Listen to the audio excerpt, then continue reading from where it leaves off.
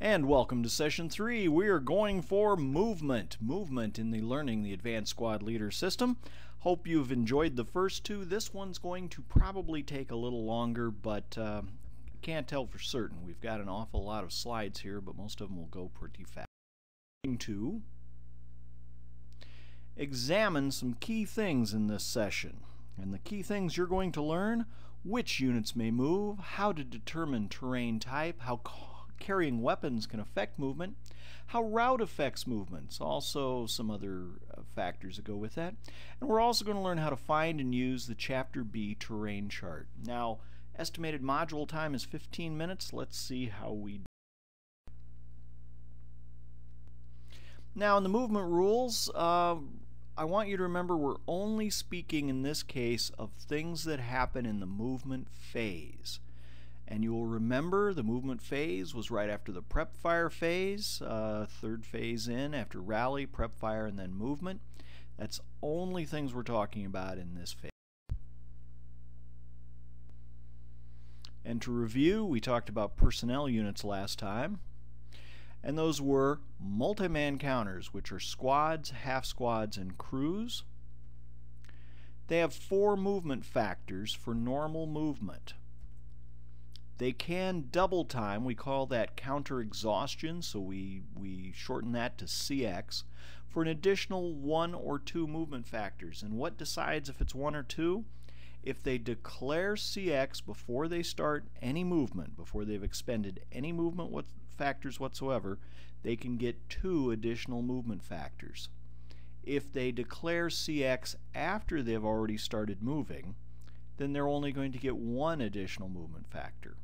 And by the way, what we do is we give them a little counter that says CX on it. It means they're double timing, and you cannot double time 2 consecutive turns in a row. So if you already have a CX counter, you cannot CX again.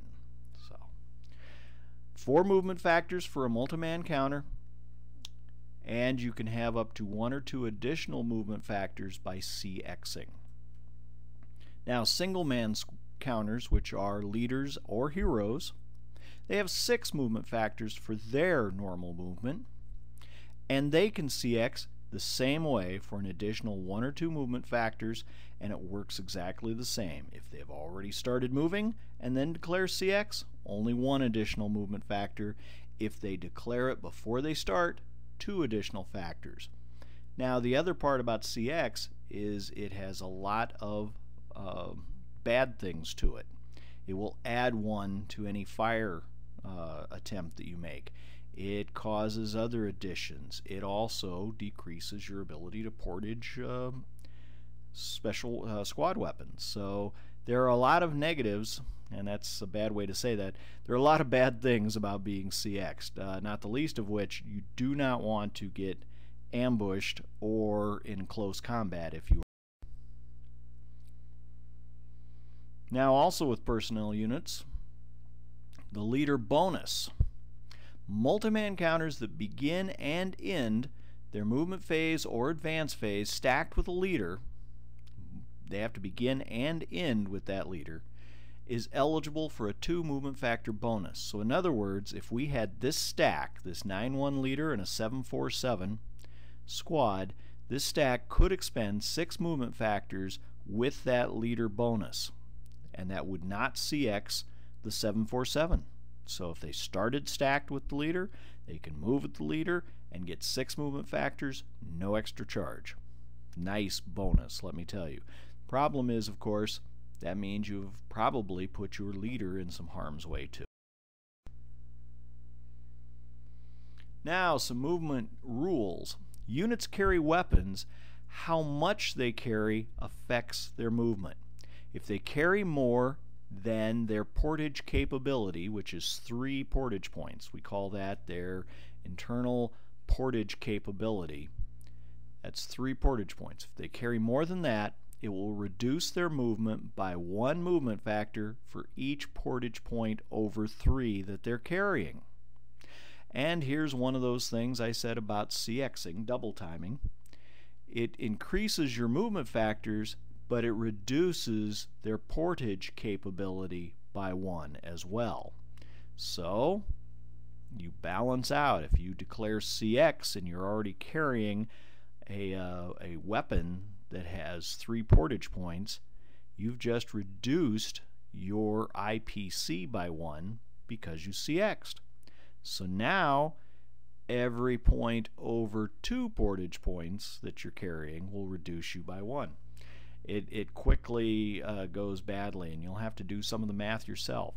But also remember, if you have a leader stacked with your squad, they will help carry 1 portage point. So play around with this. Take out some of the weapons, because you'll notice right on the weapon a little mark that shows how many portage points. It'll say 5 PP or 6 portage points. I can't think of any 6s, but there's a lot of 3s, there's a lot of 5s. Definitely light machine guns and anti-tank rifles, bazookas, Panzerschrecks, those are all 1 portage point. So you can see how it works. Go ahead and play around with it. Try out your ability to double time. But to do that, we got to learn how to move, right? Well, one thing I want you to remember, units are never forced to move in this game. Now I'm talking about movement, not route. Route is not a movement. Route is a separate occurrence altogether. So units are never forced to move. They may choose to move or not. They may use all their movement points, or some, or none.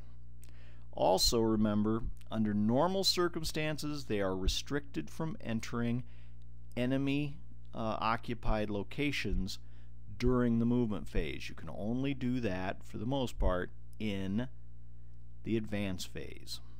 So we're talking about the movement phase this time. You may not enter an enemy occupied location. Now the truth is, you can force a single man counter out of the way. You can read that in the book.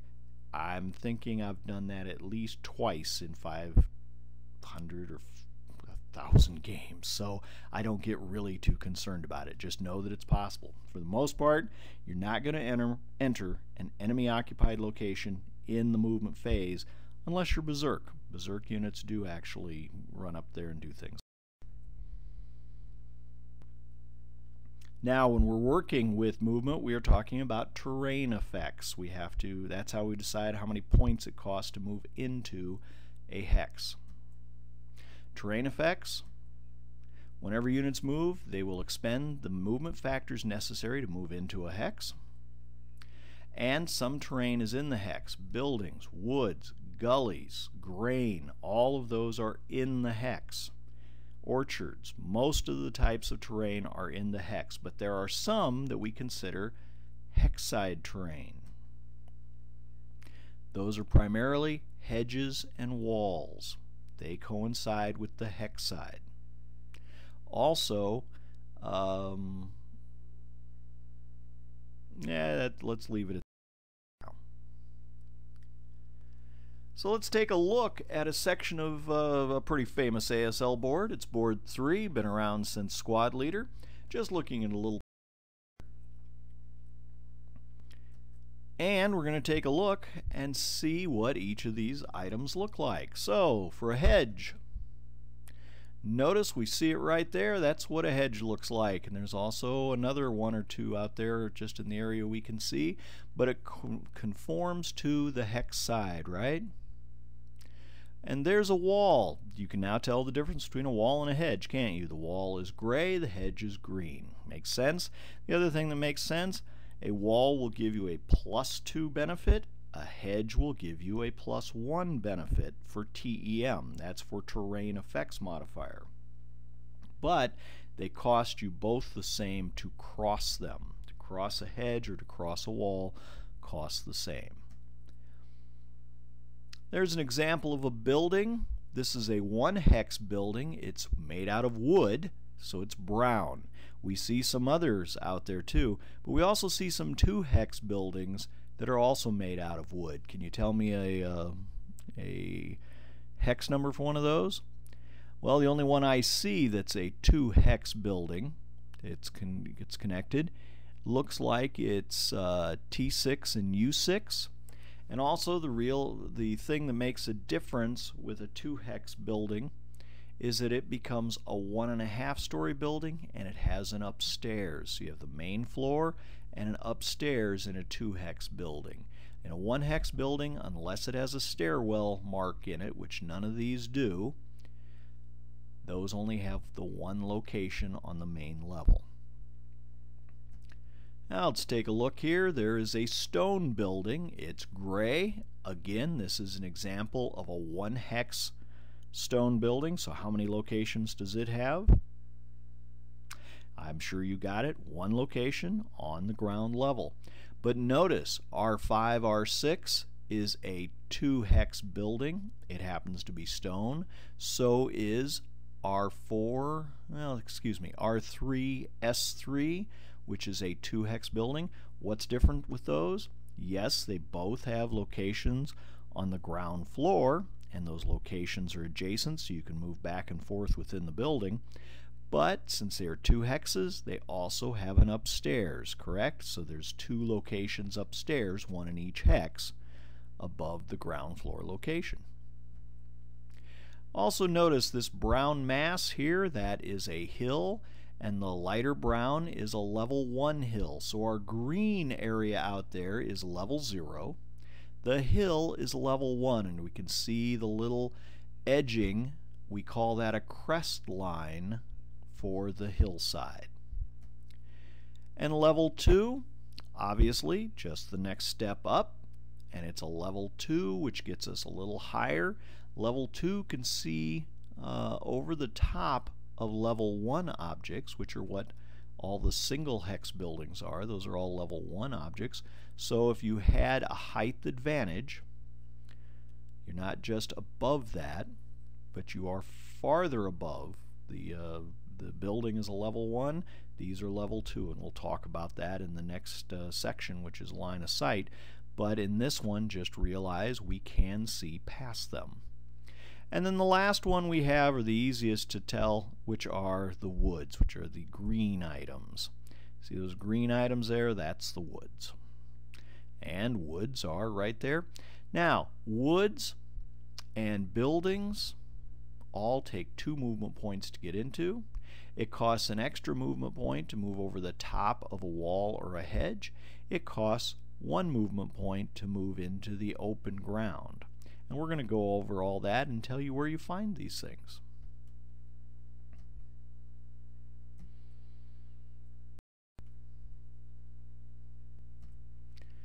Now for terrain effects.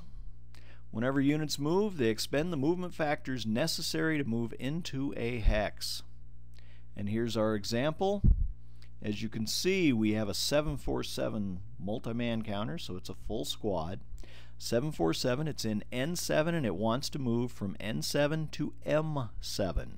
And there's a wooden building, a single location wooden building there. And it wants to move in there. What's it going to cost? This unit would expend 2 movement factors. If you said 2 movement factors, you got it, to move into the building. And if we look to the right, we see a 337. It's only got 2 silhouettes, so what type of a unit is that? It's also a multi-man counter, but what type? It is a half.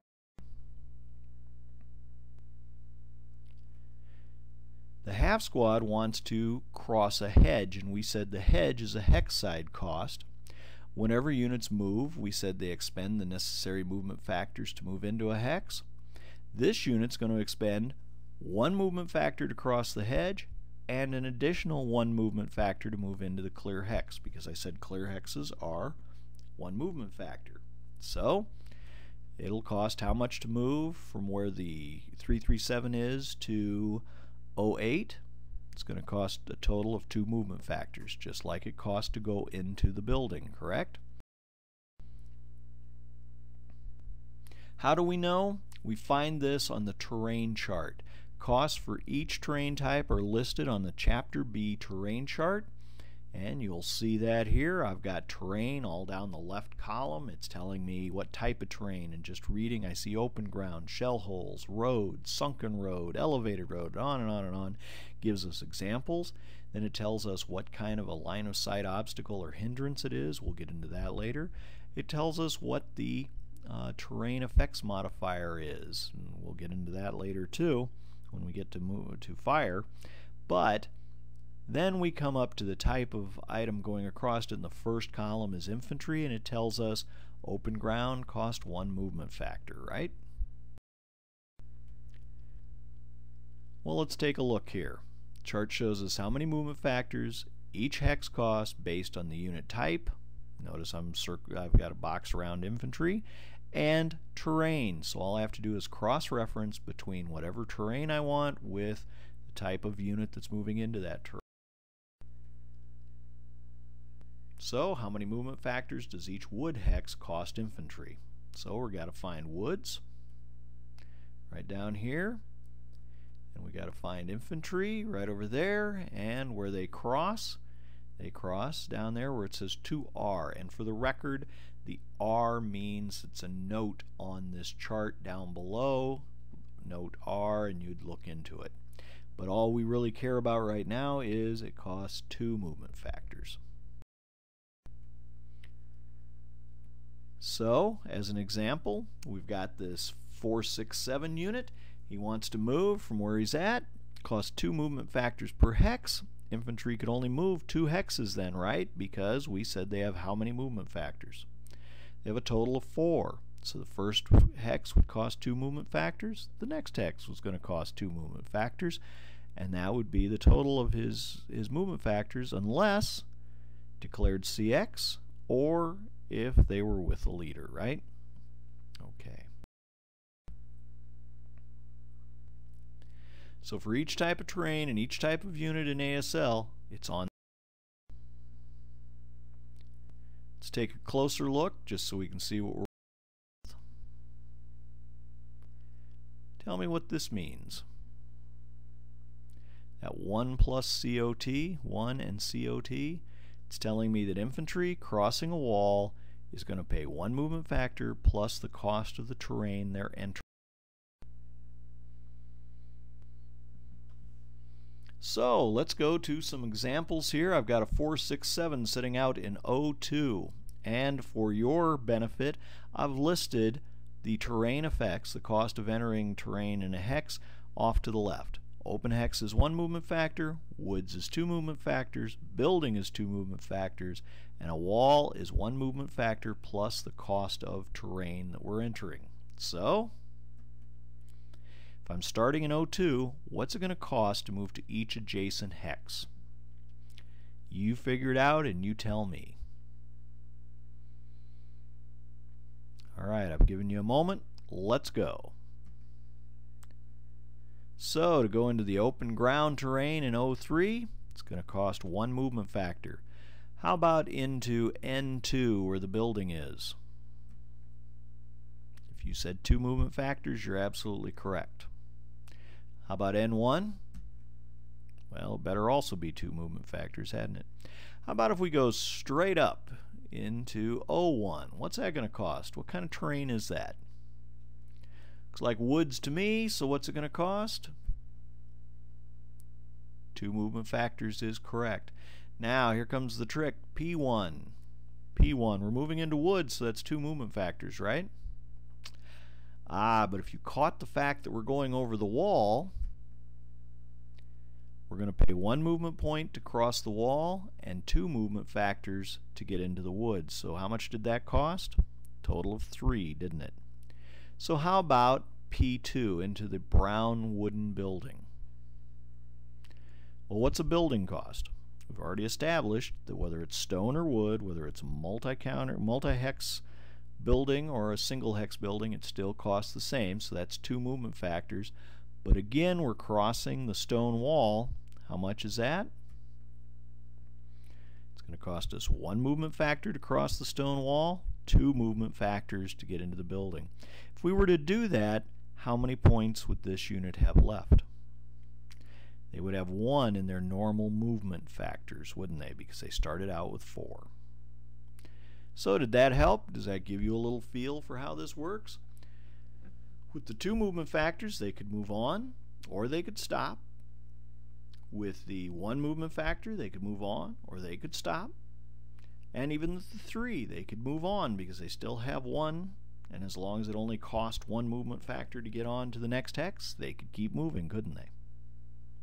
You move in, And for the record, you wait to see if the opponent is going to fire at you, because they get defensive first fire for every movement factor expenditure that you make. But we get into fire later. Alright, now let's start in P3. We're going to say that our unit's in P3. What's it going to cost to move to P2?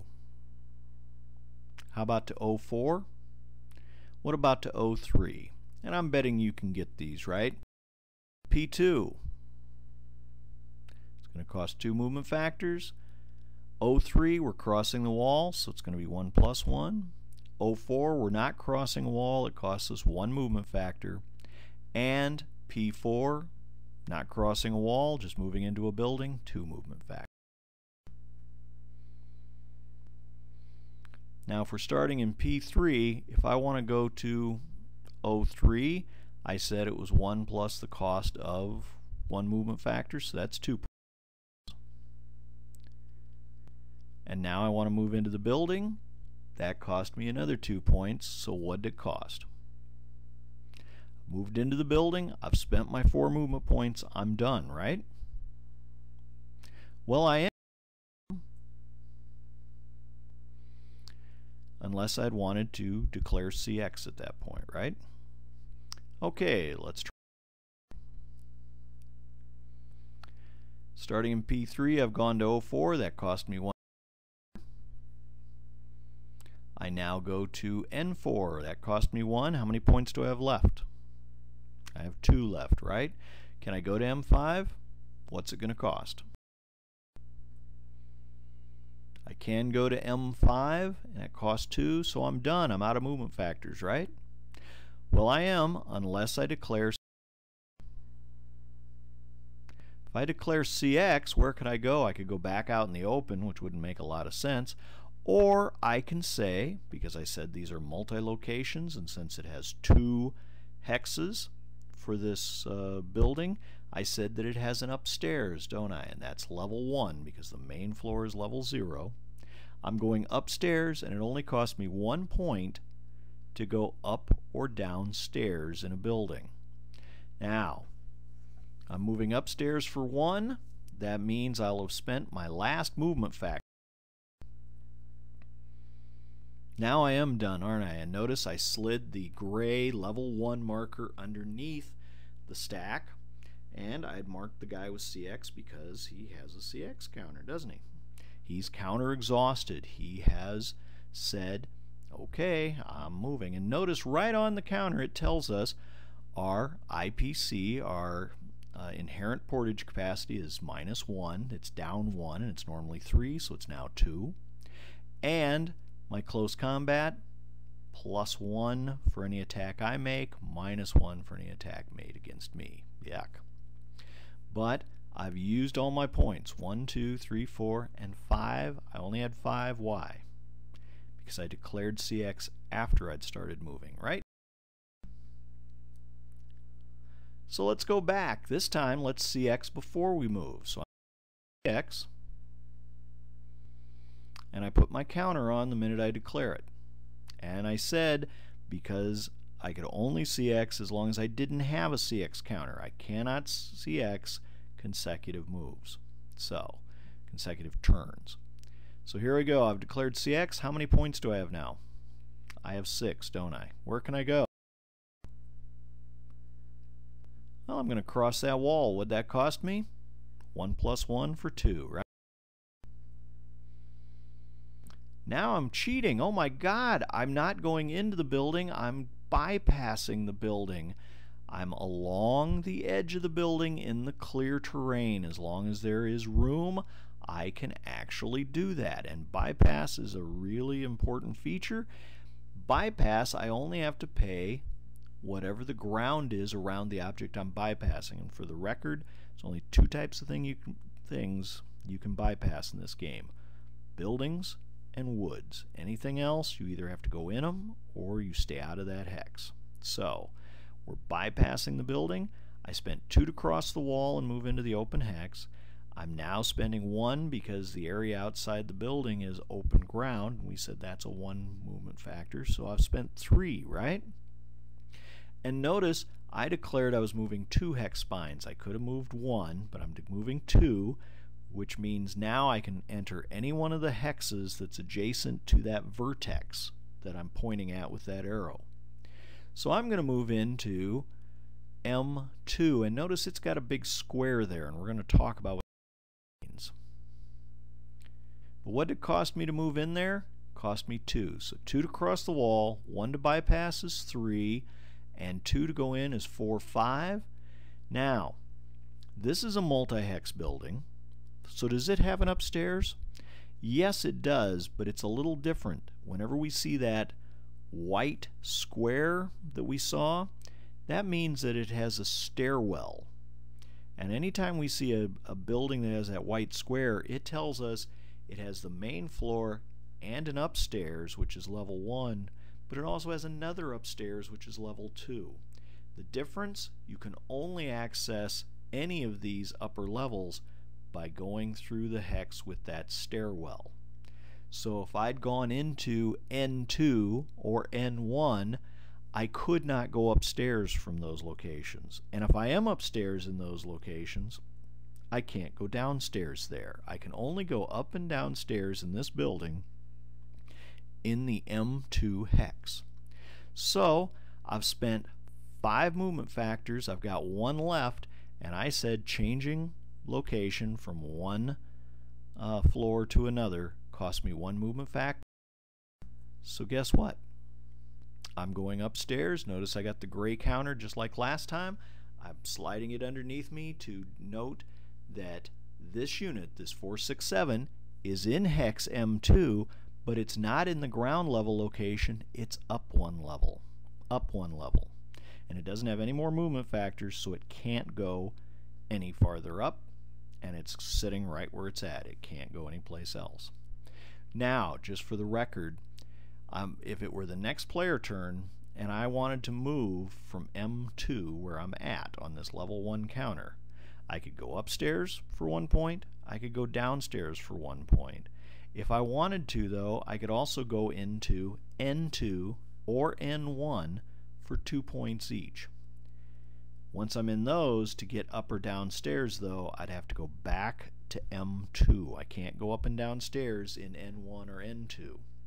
In just the 2 hex building, it's assumed there's an inherent stairwell in each hex, meaning I can go upstairs in either hex, but I can only go up 1 level because they only have 1 additional level. Whereas a multi-hex building or even a single hex building that has a stairwell is telling me it has 2 more levels above it. But it's got to have that white square that means it's a. So we talked a little bit about bypass movement. Let's talk about that some more. Make sure you know what it is. In bypass, units may bypass a woods or building terrain by paying the cost of the other terrain in the hex.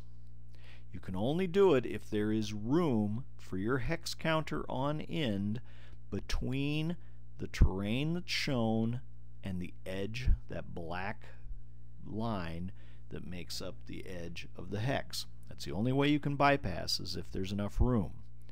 But you can also only bypass if it's a woods or building terrain. And units may only bypass 2 hex sides. That's 1 movement factor if the other terrain is clear terrain. You could have a building sitting in the middle of a woods hex. You could bypass the building, but that would cost you 2 movement factors to bypass it around the outside because you'd be in the woods. But again, that's the only things you can bypass. So, normal cases, when you're bypassing a woods or building, you're paying 1 movement factor to go around, and that's up to 2 hex sides per 1 movement factor. So we go in, we bypass 1 or 2 hex sides, and then we move from the point of the vertex we stopped at. We could choose to stop after 1 hex side. We'll see an example of that in a second. Units, if you stop at the end of 1 movement point expenditure, realize you can't stop there for the whole move. You have to keep going. You can't stop and bypass voluntarily. So you may continue your bypass, though, for another movement factor expenditure, or you could enter the terrain in the hex for its full cost. So in other words, I bypass this building, I pay 1 point to go 2 hex spines around it. All of a sudden I go, ooh, I don't like my options, I don't want to go into the other hexes I'm adjacent to at this vertex, I guess I'll just duck into the building in the same hex I'm in. Well, it's still going to cost you 2 points to go into that building, even though you spent 1 point walking around the outside. And again, units may not voluntarily end their move and bypass. You can take fire and end up being stuck in bypass until the end of the movement phase, but you cannot voluntarily choose to end.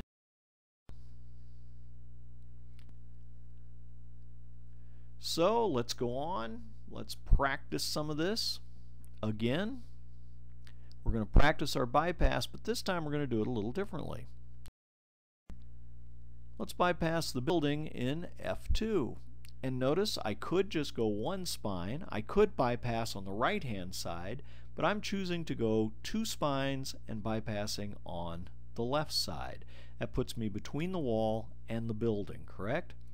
It also means I'm now considered to be at the vertex of P1, O2, P2. So from right here I could choose to go into O2, I could choose to go into P1, I could choose to go into P2. But I couldn't go anywhere else. Those are the only 3 locations I could go to from this vertex. I can't jump all the way to the other side, element OPQ. I couldn't go into one of the Q's because I'm way on the other side of the hex. So I'm here. I can choose to continue bypassing in the next hex. So I'm going to bypass in P1. Can I do that legally? Yes, I can, because it's a woods, right? I said I can only bypass woods or buildings. I bypassed a building the first time. I'm bypassing a woods the next time. What vertex am I at now? As you can see by my symbol, I only bypassed 1 vertex. Or excuse me, one hex spine. Could have gone 2, but 2 would have taken me around and through the woods, which means I would have been actually moving into the woods, right? So no sense in that. I'm trying to bypass on the left side, and the advantage to that is anybody on the other side can't see me, right? So because we draw a line of sight, as we'll see in the next session, we draw a line of sight to the vertex, the vertexes that we pass. So how many movement factors have I spent now? If you said 2, you're correct. I spent 1 in the first hex, 1 in this hex. I've got 2 left, don't I? Where can I go from here? Well, for the record, if I went to O2, what do you think it'd cost me? I'd have to jump over the wall still, wouldn't I? Because the wall goes to the vertex. But I can go into O1, and I could spend 2 points and go into the woods, or I could spend 1 point and bypass O1. Yes, and in fact, I don't have to bypass just 1 hex spine. I can bypass 2. So now how many movement factors have I spent? I've spent 3, and I'm all the way up there at the vertex between N0, N1, and O1, right? So what are my options? Where can I go to? Well, I can only enter those 3 locations, correct? Either the woods, or the building. But what's my problem?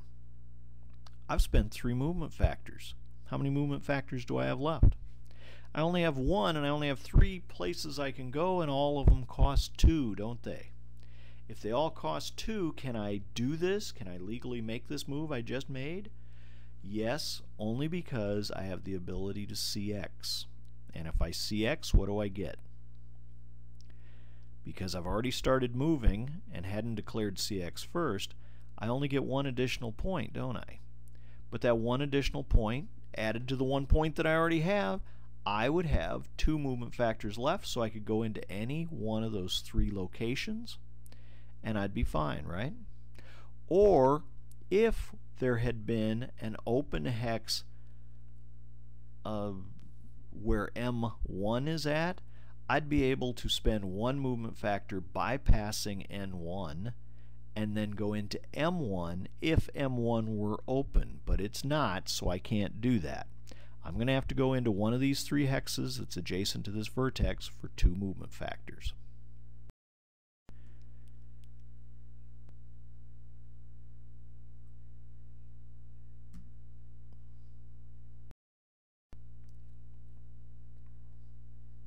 Put my CX counter on because I declared CX. And since we can't end and bypass, I said, got the extra point, we'll go to N1, N0, or O1. Well, wait a minute, what about O2, or excuse me, P0 or P1? For that matter, what about O2? Can I go to O2? No, because I declared I was bypassing all the way to the far vertex, right? If I'd only bypassed one hex spine, O2 would be a possibility. But I didn't. I had declared that I was going across 2 of them. And that's one of the things about ASL. You can't take back moves. Once you've said, I'm declaring that I'm moving here and I'm expending this point, that's where you are. If I wanted to come back, I'd have to spend the point. I could spend the point to move back to that vertex. I actually could now. I've got 2 points since I CX'd. I could bypass back to the N1, O1, O2 vertex and then jump into O2 because it would be a spare spot, right? But I can't go to P1 because I'm all the way over at this other vertex. And I cannot go to P0 because it's on the other side of the woods. I'm on this side of the woods. That's where I chose to bypass. So some other rules for bypass movement. Units may only bypass 1 or 2 hex sides per expenditure of 1 movement factor. They're considered at the vertex of the sides they've bypassed. And units in bypass only receive the benefit of the terrain they are in, meaning usually clear terrain, right? Okay. And I said that units may be pinned or broken in bypass, but they cannot voluntarily end in bypass. So let's go on to something we're all familiar with. There are roads. There are roads in ASL, and the brown ones mean they're a dirt road, and the gray one means they are paved or stone roads. Really doesn't make much difference unless you get into snow, because then they tend to plow the stone roads, but we won't get into that. So what do roads do for you in ASL? If a unit starts their turn on a road and they move along it for the entire turn, they can actually move an extra 1 movement factor along that road. So you get a... Let's take a look here. We're starting in P3. We're on a road, are we not? It's a brown road, so it's a dirt. We go to O4. What'd that cost? We go to N4. What'd that cost? 1 point, so we've spent 2. Go to M4. Moving along a road. That's another point. And we go to L3. We've spent another point. We've spent 4 movement factors, which is what we started with. Are we done? Well, we could declare road bonus. That would get us 1 more factor, but it could only be used along a road, and we could move to K3, or yes, K3, as you can see here. We could also have moved back to M4 with that 1 point. As long as we were moving on the road, it's okay. But that's known. So roads in ASL, whenever units move on the roads, meaning they move from a hex with a road to the next hex with a road, and they're moving through a road hex side. In other words, you can't move from one road that's adjacent to another road that has no hex side in common. You can do it, but it doesn't get you a road bonus. But whenever you move along a road, you can choose a couple of different things. You can expend the road cost, which is 1 movement factor, or the terrain cost, which depends on the terrain. Now in our case, we were in open ground with that road, so we didn't have to worry about that. But there are cases where roads go through other types of terrain, and you can be cautious and declare, no, I'll move in that. Let's take a look. We're back here with the example we used before. There's a road going through the woods. Now, we said that roads allow a unit to move through the other terrain in the hex at a lower cost.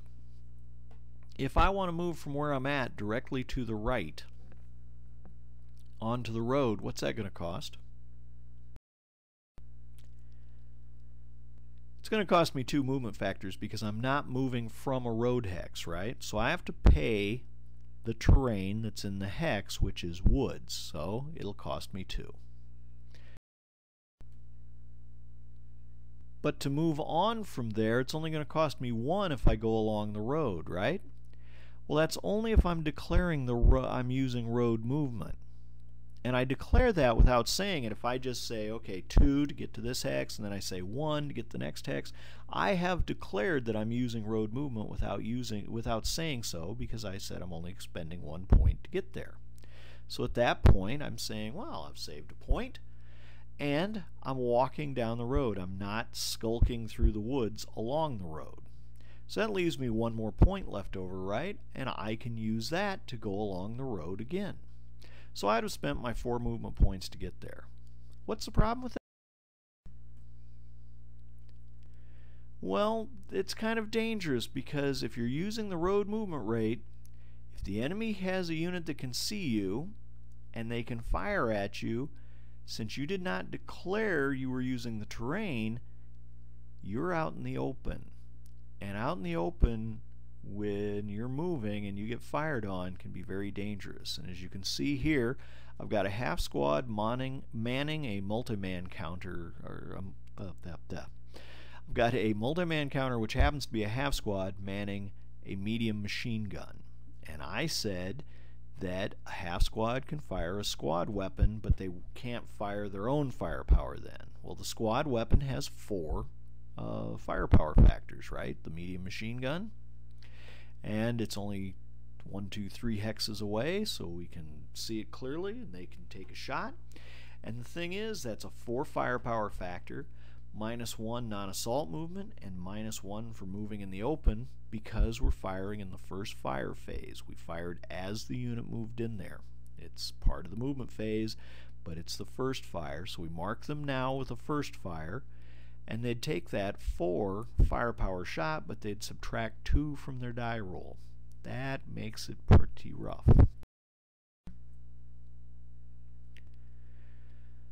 And we decided that because that's where the TEM on this table comes in. Notice if you look under road, it says dependent on terrain, and then it has an asterisk. The asterisk is going to tell us if they don't use the other terrain that it's 0, which is first fire moving in the open, which makes it a -1, just like open ground up above where we see open ground.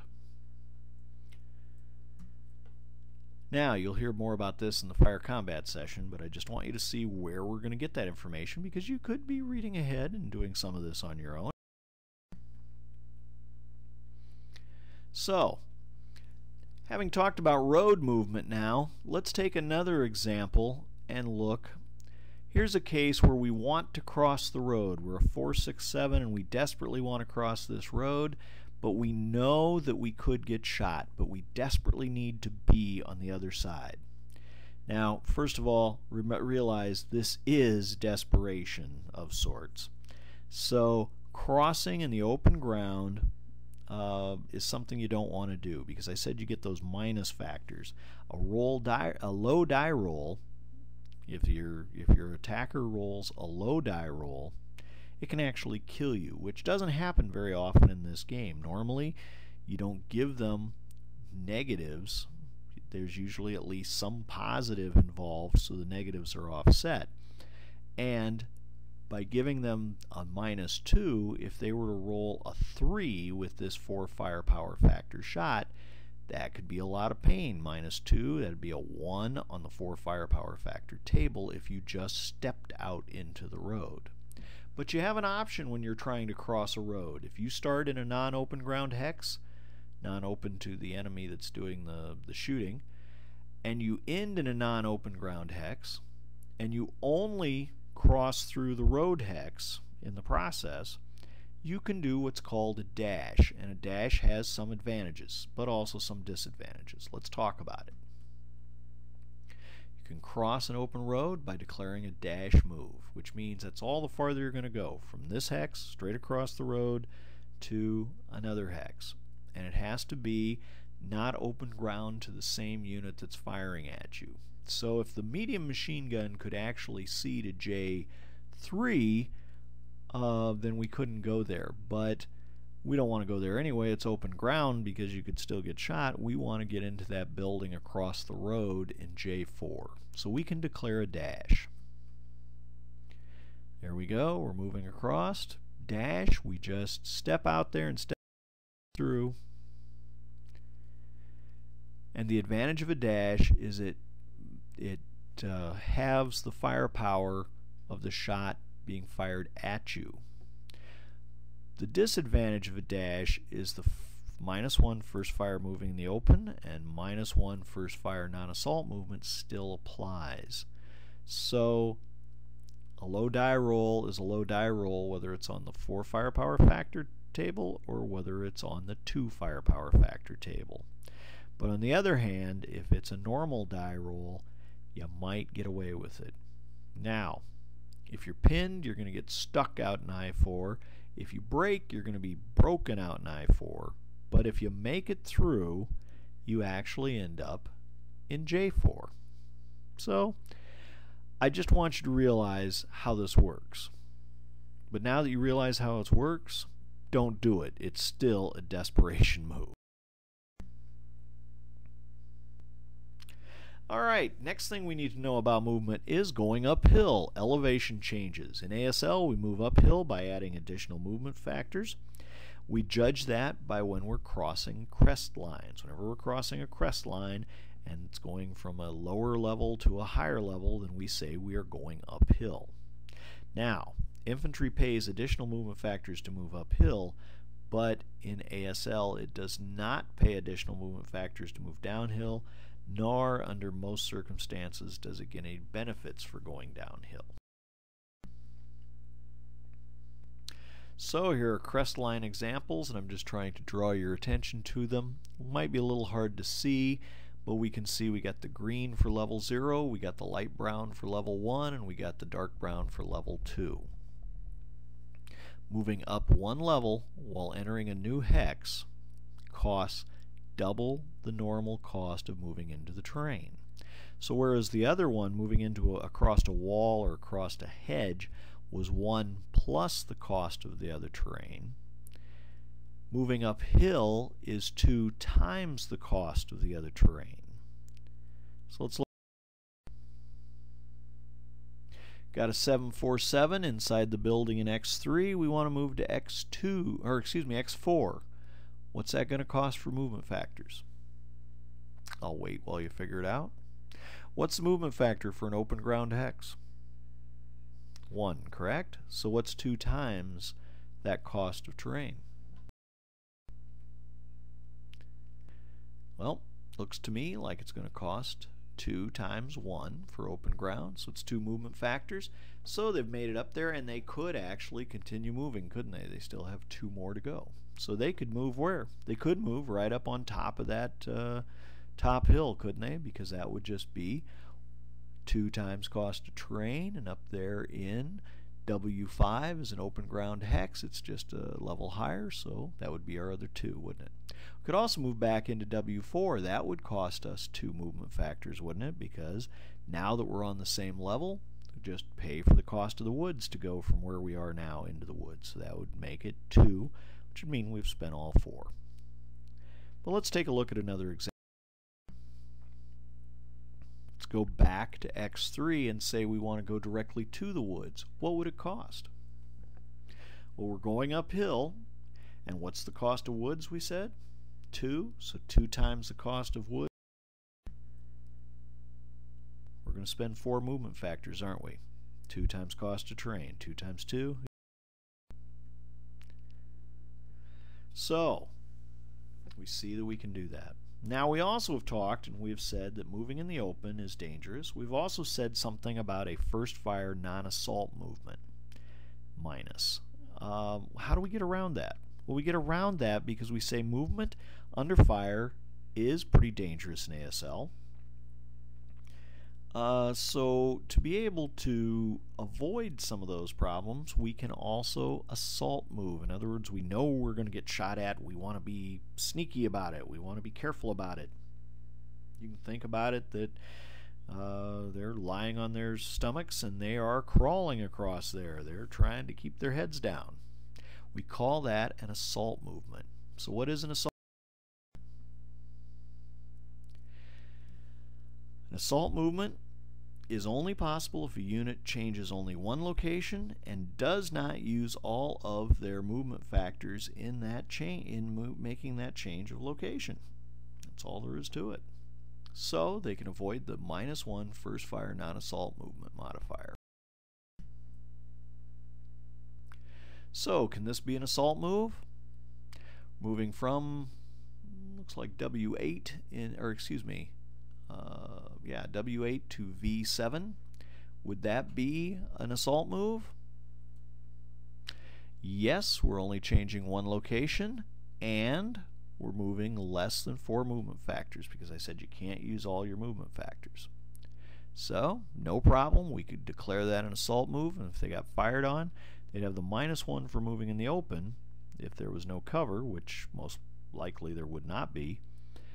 But they are not getting -1 for non-assault movement, are they? So they have at least, they're trying their darndest to make sure they don't.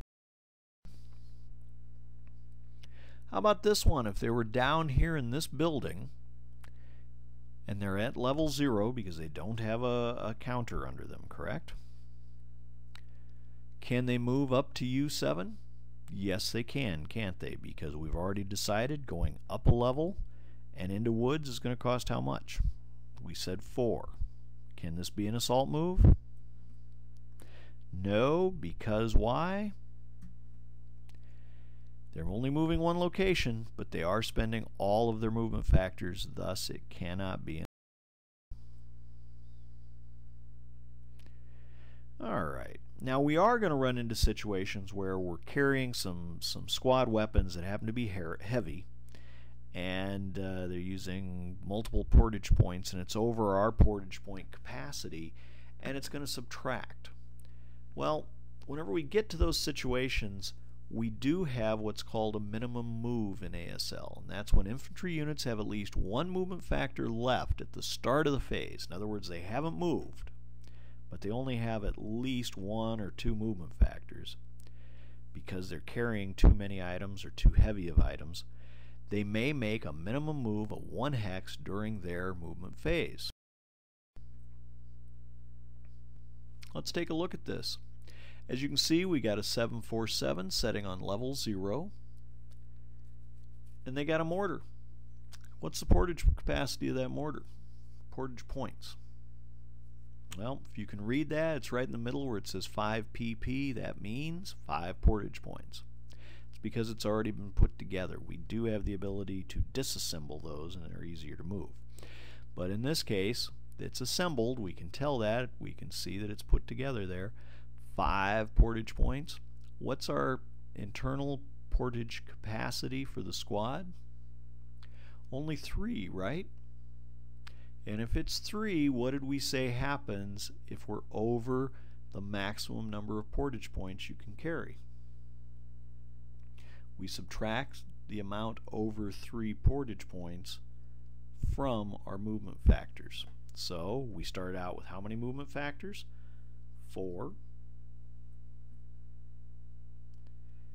We had 5 portage points, so that's 2 over, meaning we take 4 movement factors minus 2. We only have 2 movement points left. Now we could go into X4, right? Because that takes 2. Not a problem. But they don't want to go to X4. X4 doesn't give them line of sight to anything. They want to go to W4. Can they do it?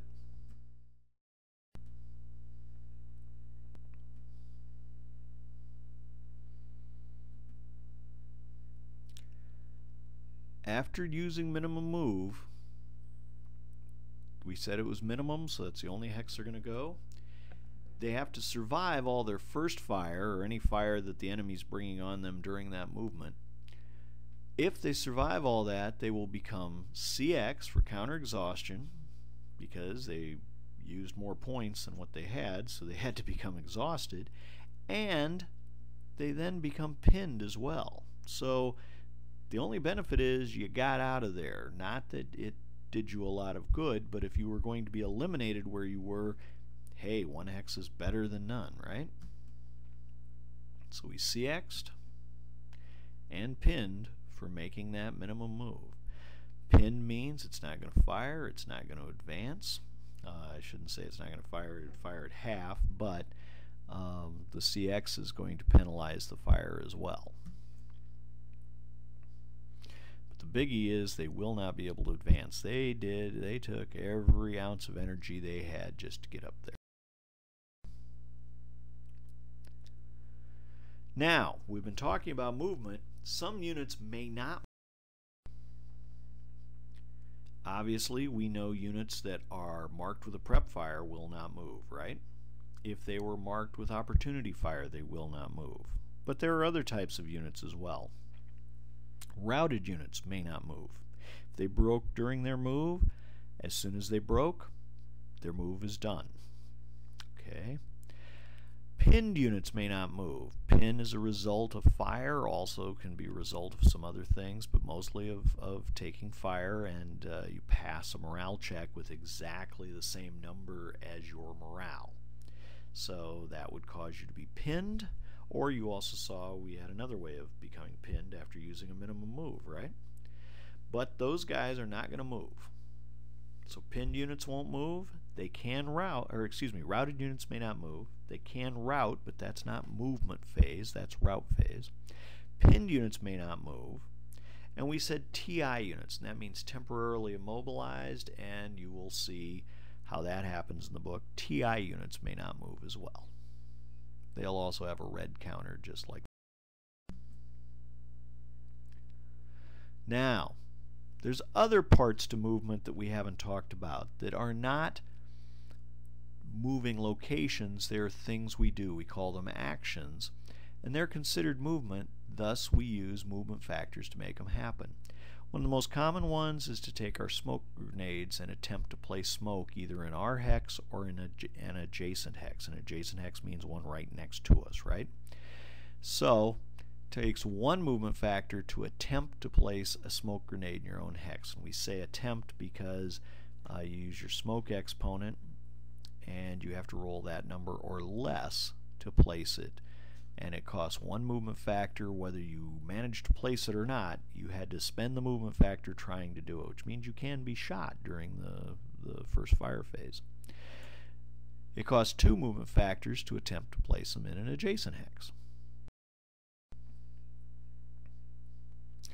Another thing that costs movement factors, if you attempt to pick up a weapon, we call that recovering a weapon. It's a one movement factor.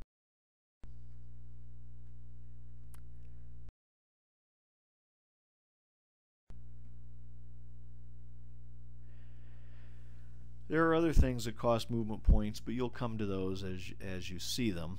But there's another type of movement that I haven't talked about, and I'm not going to talk a whole lot about. It's called hazardous movement.